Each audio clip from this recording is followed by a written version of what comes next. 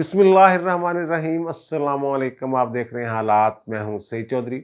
Supreme court में नए जजों के तकर्रर के हवाले से जुडिशल कमीशन के इजलास में मुमकिना तौर पर दो हुकूमती अरकान की तरफ से जूनियर जजों के तकर्रर की हमायत, यानी कि मिस्टर जस्टिस उमर अता बंदयाल की नामजदगियों की हमायत के हवाले से जो इतलात हैं उस पर बड़ा जनाब हो गया, मच गया कड़मास और बड़ा रौला पड़ गया है और बात पहुंच गई है लंदन तक। और जिस वक्त मैं इस वक्त जब वीलाग कर रहा हूं तो सर जोड़ के बैठे हुए हैं और मे भी वो रिव्यू कर लें, अपने फैसले से रिव्यू कर लें क्या होता है, अब तक की क्या इतलात हैं, ये मैं आपको गोशगुजार करता हूं। और फिर इमरान खान के केस की आज सुनवाई है और इलेक्शन कमीशन ने तफसीली फैसला जो है वो जारी कर दिया है। उस तफसीली फैसले में क्या ऐसी चीज़ है, कानूनी निकात की मैं बात करूंगा कि मैं उसे समझ रहा हूं कि एक बड़ा मजबूत फैसला है इलेक्शन कमीशन का।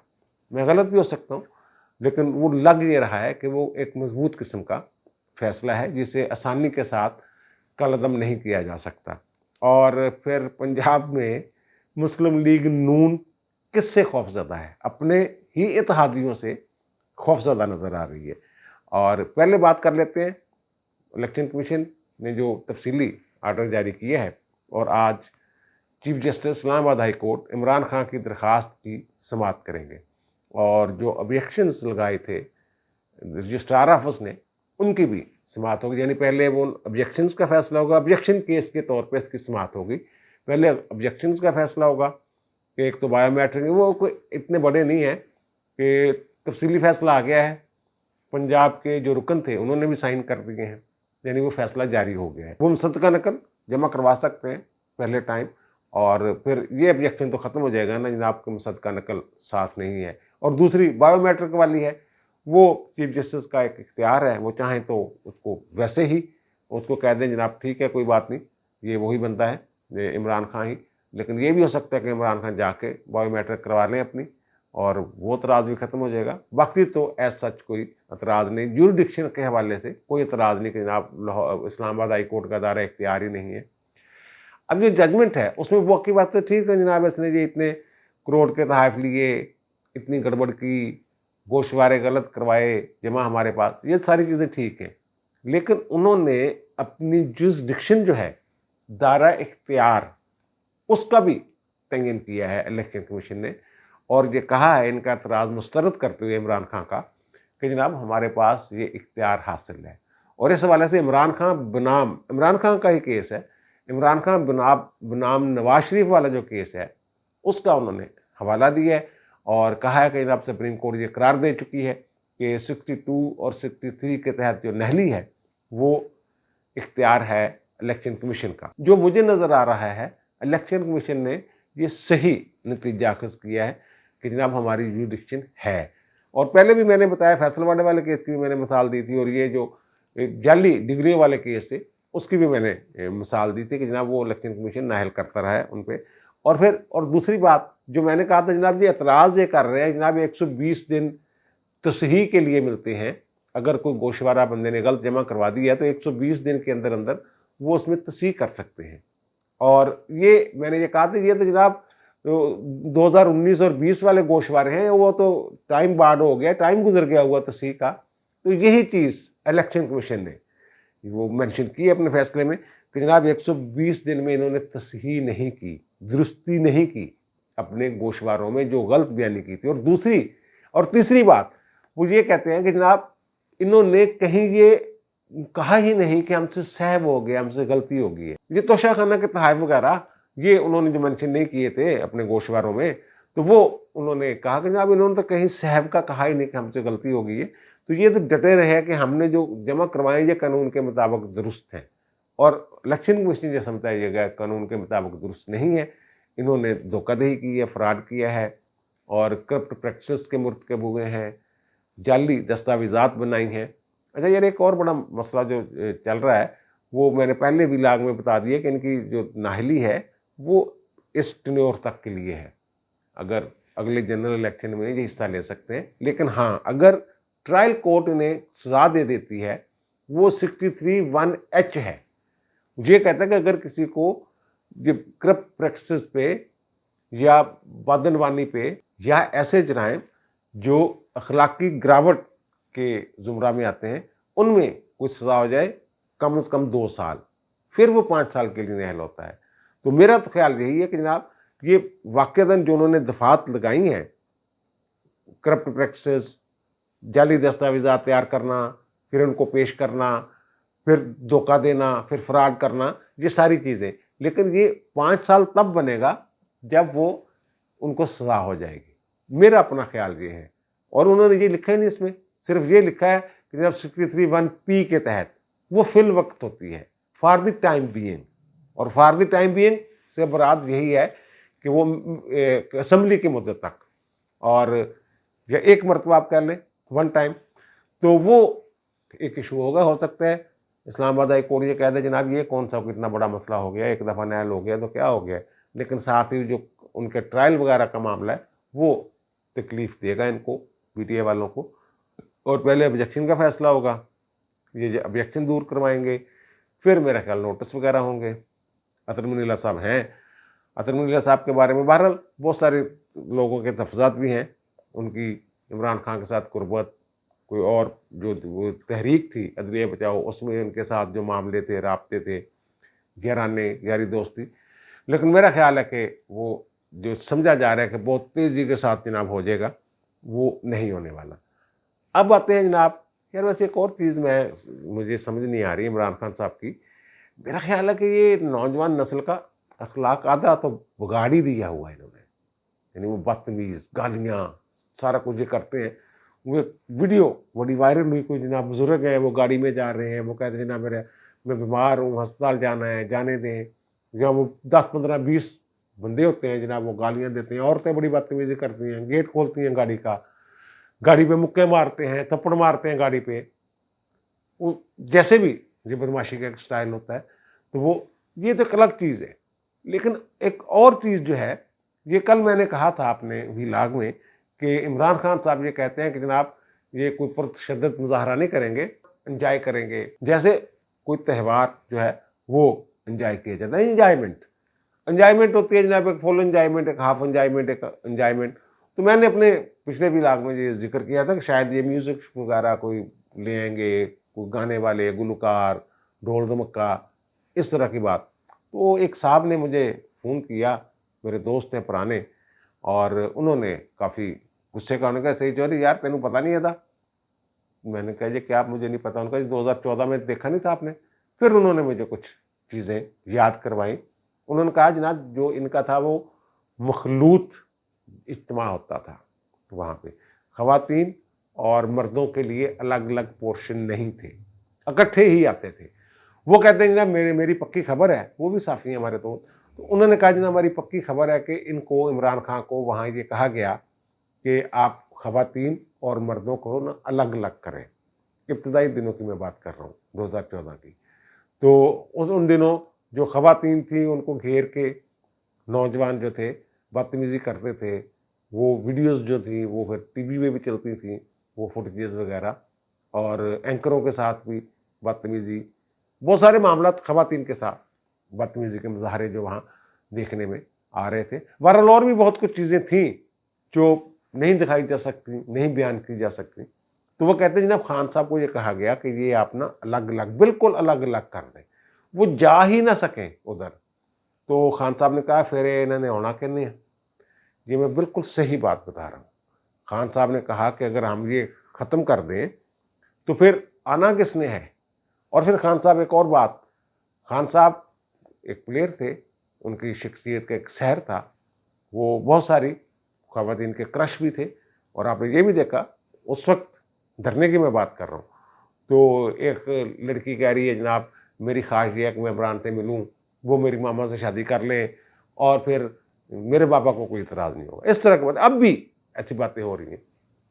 تو وہ، اور پھر عمران خان صاحب جو کہتے تھے، ہمارے ایک دوست ہیں علیم عثمان صاحب، بڑے اچھے صحافی تھے، وہ اللہ کو پیارے ہو گئے، مرحوم ہو گئے، اللہ تعالیٰ انہیں کی رحمت کرے۔ تو انہوں نے اس وقت مجھے کہا تھا کہ یار یہ جو اسٹیج پہ کھڑا ہو کے کہتا ہے نا کہ ابھی میں نے شادی بھی کرنی ہے، جلدی استعفیٰ دو، ابھی میں نے شادی بھی کرنی ہے. وہ ریحام خان کے ساتھ شادی والی چلو بات تھی، لیکن وہ کہتے ہیں جان بوجھ کے یہ کہہ رہا ہے. وہ جن عورتوں کا کسی دور میں کرش تھا، اب بھی ہے، بہت ساری گڑبڑیں اسی وجہ سے ہیں، تو یہ ان کو اٹریکٹ کرتا ہے. خواتین کی کوشش ہوتی تھی کہ کسی نہ کسی طریقے سے عمران خان کے ساتھ ملاقات ہو جائے یا آمنا سامنا ہو جائے. تو وہ کہتے ہیں جان بوجھ کے یہ حرکتیں کرتا ہے عمران خان. اور اب جو انجوائمنٹ والی بات ہے، وہ صاحب کہہ رہے ہیں کہ جناب یہ اس کو ایزی نہ لیں، آپ ایک عام پیغام نہ سمجھے، بلکہ یہ ترغیب و تحریص ہے لوگوں کو، نوجوانوں کو اٹریکٹ کرنے کی. وہ انہوں نے پھر ایک اور مثال بھی تھی کہ آپ جو پرائیویٹ یونیورسٹیز ہیں وہاں جائیں تو اگر بچوں کو آپ بھیجیں گے، لڑکے کسی کو کہ جناب چیک کر کے کس یونیورسٹی میں جانا ہے، وہ کہتے ہیں وہ اس یونیورسٹی کا سلیکٹ کرے گا یا اس یونیورسٹی میں جانا چاہے گا یہاں سب سے زیادہ آزادی ہے، یہاں لبرل ماحول ہے، وہ ادھر کو بھاگے گا. وہ کہتے ہیں خان صاحب کی اس بات کو آپ یہ نہ سمجھے کہ خان صاحب وہ کہتا ہے میں جناب والد کے طور پہ مشورہ دیتا ہوں. وہ کہتے ہیں جدہ عباسی ادا دے مشورے نے، یہ مجھے اس نے بتایا انہوں نے، اور بہرحال بات میرے دل کو لگی ہے تو میں نے کہا آپ کے ساتھ بھی شیئر کر لیتا ہوں. اور دوسری بات جوڈیشل کمیشن والی، اب آ جاتے ہیں جناب جوڈیشل کمیشن میں. جب جولائی میں 28 جولائی کو اجلاس ہوتا ہے تو 5 نام سامنے آتے ہیں، ان میں 3 نام جو تھے وہ مسترد ہو جاتے ہیں. اس میں رولا پڑ گیا. اس میں جناب بندیال صاحب جو ہیں چیف جسٹس پاکستان، وہ کہتے ہیں نہیں جناب وہ مسترد نہیں ہوئے تھے. تو انہوں نے میرے وہ آڈیو وغیرہ بھی اس کی چلا دی تھی، جاری کر دی تھی، لیک کیا کرنی تھی، جاری کر دی تھی. جناب یہ دیکھیں فلاں بھی یہ کرے، وہاں تو مسترد ہونے والی بات ہی نہیں ہوئی تھی. تو وہ اکثریت نے کہا تھا ملتوی کر دیں اجلاس، تو میں نے اجلاس ملتوی کر دیا. یہ بات تھی. اس میں جو 3 نام مسترد کیے گئے تھے وہ 5 ہو گئے تھے. ان میں جو مسترد ہونے والے ناموں 3 نام انہوں نے دوبارہ نامزد کر دیے ہیں، جن میں لاہور ہائی کورٹ کے شادوید صاحب 4تھے نمبر پہ ہیں، اور حسن اظہر رضوی صاحب سندھ ہائی کورٹ کے 4تھے نمبر کے ہیں، اور شفیع صدیقی صاحب 6 نمبر پہ ہیں. یہ سارا معاملہ. اور اس پہ بڑا سارے لوگ سوچ رہے ہیں جناب ابھی تو ہوا ہے، اور قاضی صاحب نے خط بھی لکھا ہے کہ جناب ایک تو آپ نے اس وقت جو آڈیو ریکارڈنگ کی وہ میں بتائے بغیر کی، یہ انلیگل کام ہے. ویسے بات ان کی ٹھیک ہے، جب آپ کو بھی کسی جگہ فون کرتے ہیں تو وہ بتاتے ہیں بعض بات، مثلا یہ موبائل فون والے ہی دیکھ لیں، وہ بتاتے ہیں جناب یہ بینک والے بھی دیکھ لیں کہ آپ کی جو کال ہے یہ ریکارڈ کی جا رہی ہے، وہ بتاتے ہیں پہلے. ٹھیک ہے نا، وہ بتانا چاہیے تھا، وہ نہیں بتایا. وہ کہتے ہیں ہم نے کچھ ایسی باتیں کی، خاص طور پہ سردار طارق مسعود صاحب نے ان ججوں کے بارے میں جو اب دوبارہ نامزد ہو گئے، کہ ان کی شخصیت پہ بھی ایک دھبا لگا. ان کے بارے میں جو باتیں ہوئی تو وہ ہم محتاط ہو جاتے، نہیں کی. قاضی صاحب پاکستان میں نہیں تھے، وہ اسپین سے ویڈیو لنک پہ تھے، اور اشتر صاحب بھی ویڈیو لنک پہ تھے. بہرحال وہاں پھڈا پڑ گیا، وہ اٹھ کے چلے گئے، اور انہوں نے اب یہ کہا کہ جو مسترد ہو جائے ایک دفعہ نام، وہ دوبارہ نہیں لیے جا سکتے. یہاں تک بات ٹھیک ہے، اوکے ہے. اور وہ کہتے ہیں جناب کہ یہ مسترد نہیں ہوئے، وہ بندیال صاحب کہہ رہے ہیں. اور وہ کل میں نے بتا دیا تھا کہ 4-5 کی ریشو. اب کہتے ہیں جناب اشتر صاحب، حری صاحب اٹارنی جنرل صاحب، پچھلی دفعہ انہوں نے مسترد کیے تھے، مخالفت کی تھی. اور جو اعظم نذیر تارڑ ہیں وزیر قانون، وہ انہوں نے بھی مخالفت کی تھی. اب وہ کہتے ہیں جناب ان کو ووٹ دینے والے. اس پہ بڑا شور مچ گیا ہوا ہے. میں نے کل ویلاگ کیا تھا، اور اس کے بعد مجھے بہت فون آئے ہیں لوگوں کے، ان لوگوں کی طرف سے بھی آیا کہ جناب یہ بلا وجہ آپ ہائپ کریٹ کر رہے ہیں، یہ کر رہے وہ. اور وہ بات پہنچ گئی ہے میاں صاحب تک. پہلے بھی میاں صاحب کو لندن میں اعتماد میں لیا ہی ہوگا نا انہوں نے، اگر کرنی تھی تو. اب وہاں بات پہنچ گئی ہے.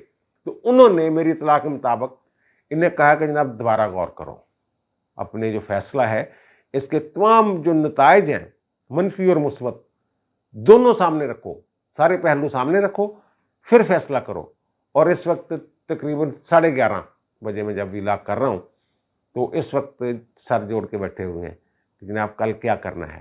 اور میں نے ویلاگ کرنے سے پہلے بات کی ہے متعلقین سے، کچھ لوگوں سے، تو انہوں نے کہا کہ جناب معاملہ ڈاما ڈول ہو گیا، یہ ساری رات لگ جانی ہے، تو صبح تک फैसला होगा और ज़्यादा इम्कान यही है कि इनमें से एक साहब ने पक्का वादा किया हुआ है उमरता बंदयाल से, दोनों में से कि जनाब हम करेंगे, आप बुला लें इजलास। वो साहब अब फंस के हुए हैं शिकंजे में कि जनाब अगर पीछे हटता हूँ तो मैंने एक वादा किया हुआ कमिटमेंट जो है उससे पीछे कैसे हटूं। वो रिलेक्टेंट हैं पीछे हटने से, हिचकिचाहट का शिकार है। और दूसरे साहब के लिए इतना कोई मसला नहीं है, वो जो भी होगा देखा जाएगा।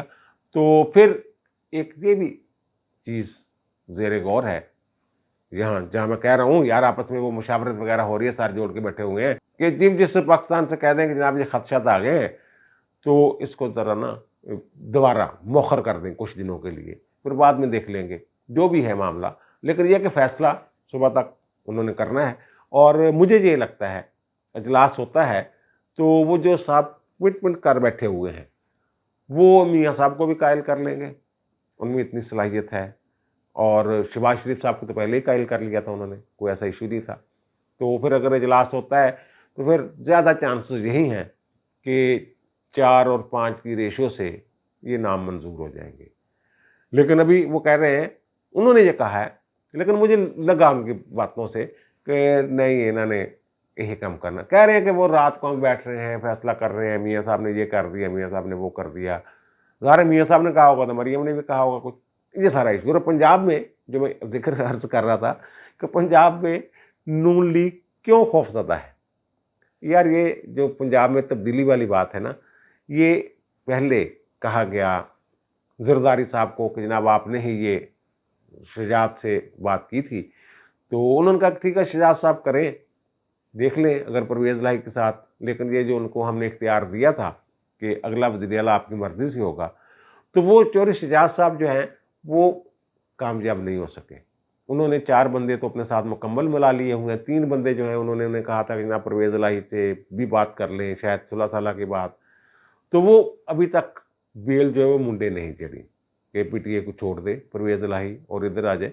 वैसे तो लोटा जाए बंदा हो, किसी भी कुछ कर सकता है। 4 दिन पहले कुछ सी, रात में कुछ सी, दवाए खैर के सुबह मुकर गए, कुछ भी कर सकते हैं परवेज़ इलाही साहब, लेकिन वो बात नहीं बन रही। तो फिर ये कुछ लोग जो हैं लीडरान, यार मियाँ साहब, बड़े मियाँ साहब, उन्होंने जरदारी साहब से कहा कि देख लें जनाब आपने कहा था दे दे बंदा, देना तो वज़ीर आला वाला। उस पर अब डर गए, ये खौफजदा हो गए थोड़े से कि यार ये जो सीटें सूटें जीत गए हैं पीपल्स पार्टी वाले, ये ना हो कि इमरान खान से जान छूट जाए और जरदारी साहब के शिकंजे में फंस जाए हम। तो अब वो इस तरह की गेम बना रहे हैं कि ये नून लीग का ही वज़ीर आला हो। हालांकि जरदारी साहब ने शुरू से ये कह रखा है कि पंजाब में अक्सरियत नून लीग की है, इसलिए नून लीग ही यहाँ हुकूमत बनाएगी।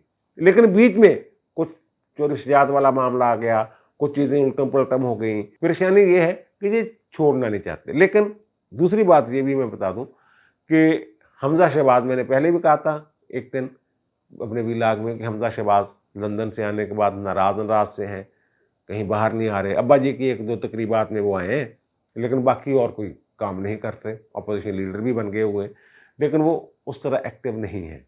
ये जो ज़िमनी इलेक्शन हुए इनमें भी वो एक्टिव नज़र नहीं आया, कोई कंपेनशिप में कहीं नज़र नहीं आए थे।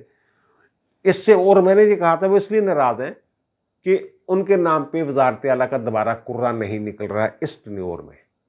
वो कोई और साहब हैं, उनके बारे में बातें की जा रही हैं, कोई मलिक साहब हैं, अहमद मलिक साहब, उनको वो हो सकते हैं, कुछ और हो सकते हैं। शहजाद साहब वाला अभी भी वो जगह अपनी जगह मौजूद है बात। तो ये सारी खिचड़ी सी पकी हुई है। अब मुझे दीजिए इजाज़त, इंशाल्लाह दोबारा मुलाकात होती है नए व्लॉग के साथ। अल्लाह ताला आप पर, मुझ पर, हम सब पर मेहरबान रहे। अल्लाह हाफ़िज़।